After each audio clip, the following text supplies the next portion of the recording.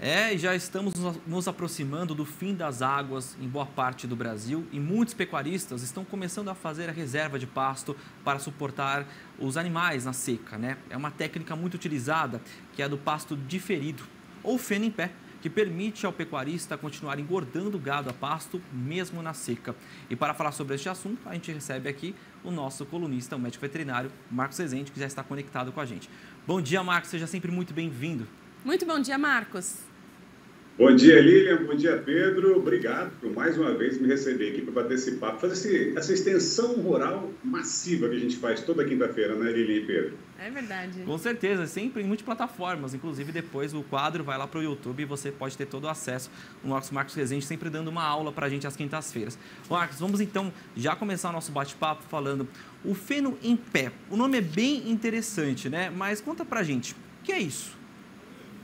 Pedro, é um nome fica fácil de entender, né? Ou seja, é uma prática que os produtores, particularmente do Centro-Oeste, hoje já lastrou mais para o Norte, também Sudeste, é uma maneira de reservar um pedaço de pasto, certo? Para que agora que está chovendo, ainda está chovendo, né? Para que esse pasto cresça e guarde matéria seca para alimentar os animais na época de estiagem, que a gente tem falta de capim. Então, feno em pé, pasto diferido, diferimento de pastagem, é uma técnica de garantir forragem para os animais na estação seca. Muito bom, Marcos. E quando o pecuarista, o produtor, deve começar o diferimento de pastagem, né? Como que ele deve estar atento, acompanhando para falar agora é a hora de começar? Lilian, tem gente que gosta de fazer o diferimento mais longo e outros que optam por um diferimento mais curto, que é meu caso. O ideal é o produtor fazer o diferimento de pastagem em 2 etapas. Então, ele tem que garantir o pasto para a entrada da seca e tem que garantir o pasto também para a segunda parte da seca. Então, o ideal é ele começar a fazer o diferimento de pastagem agora, no final das águas. Então, ele reserva um piquete, um pasto dele que os animais não vão ter acesso e vai permitir que o capim cresça. Começando agora, em fevereiro, eu gosto de um diferimento de pastagem de 90 dias. Daqui 90 dias ele solta o gado. Quando ele soltar o gado nesse pasto, ele já começa a fazer o diferimento de uma outra área de pasto. Então, é ideal ele fazer em 2 vezes. Uma agora em fevereiro e outro diferimento em maio, que aí ele vai ter pasto o ano inteiro de melhor qualidade, viu, Lilian? Muito bom. Agora, Marcos, tem também a questão do feno, né? Que a gente sabe que é comum em outros países, né?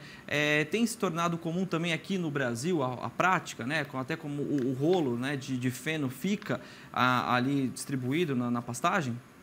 Sim, Pedro, isso tem se tornado mais comum. A gente vê isso bastante. É muito fácil a gente ver isso no Mato Grosso do Sul, Tocantins, aqui em Goiás, estado de São Paulo a gente já vê também.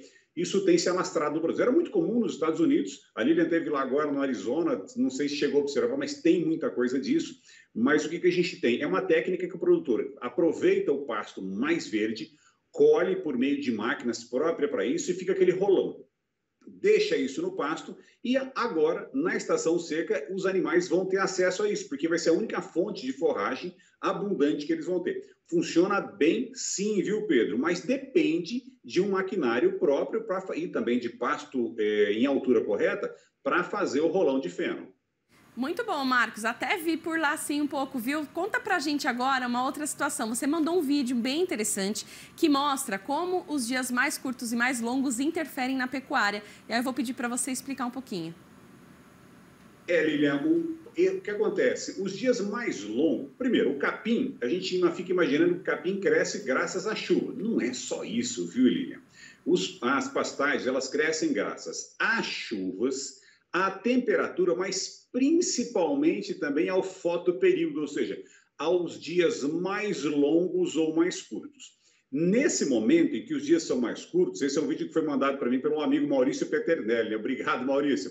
Ou seja, os dias mais curtos, Lília, não permitem que os pastos, que as gramíneas se desenvolvam. Então, não adianta nada o produtor colocar água, não adianta nada ele torcer porque irrigar, porque se o dia for curto, não tem fotoperíodo suficiente para o desenvolvimento dessa forragem. E isso acontece, conforme a gente está vendo aí no vídeo, de acordo com a região do país, acontece em maior intensidade e menor intensidade. A região norte, Lilian, é sempre beneficiada, porque o fotoperíodo ele é menos impactante. Já nas regiões centro-oeste, sudeste e sul do Brasil, aí o fotoperíodo pega pesado, viu?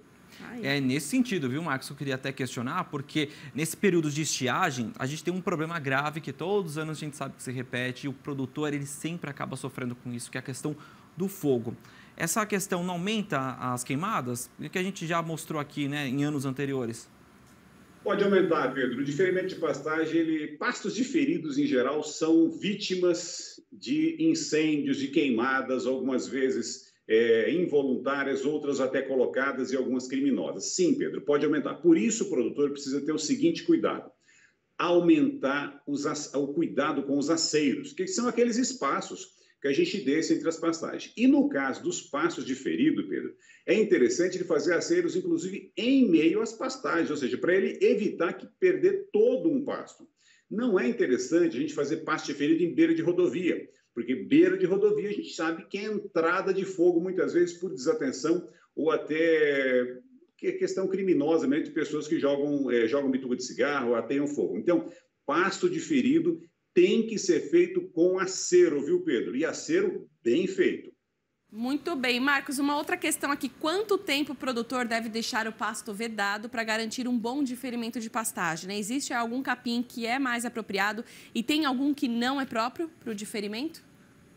Lilia, falando do capim, eu acho que não tem um capim mais apropriado. Depende muito da maneira como que a gente trabalha ele. Tem gente que fala, esse capim, exemplo, os pânicos, Mombaça, Tanzânia, esse capim não serve para diferimento de passagem. Depende. A gente tem que deixar esses capins que crescem muito rapidamente, eles precisam fazer um diferimento mais curto, um diferimento aí de 75, 90 dias, porque senão eles vão crescer muito e vai ter muito talo. Já capins como as braquiárias, elas têm um crescimento, elas não soltam tanto talo, pode ser feito um diferimento mais longo.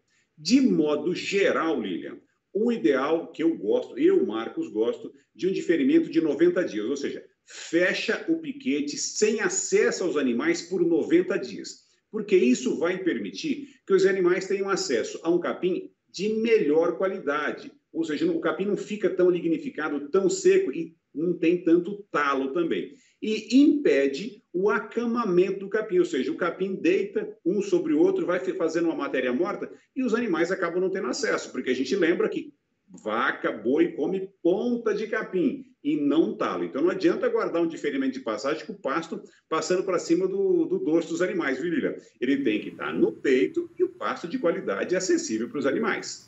Exatamente. Obrigado, Marcos, pelas suas informações. Antes de você se despedir, por favor, aquela prestação de serviço, o seu @, onde a gente encontra vocês na rede social, porque a gente sabe que, nas redes sociais, melhor dizendo, que a gente sabe que lá tem muita informação também. É verdade.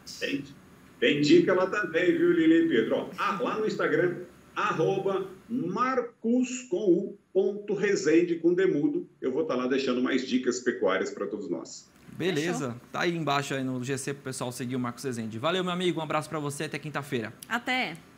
Eu que agradeço. Até lá. Valeu.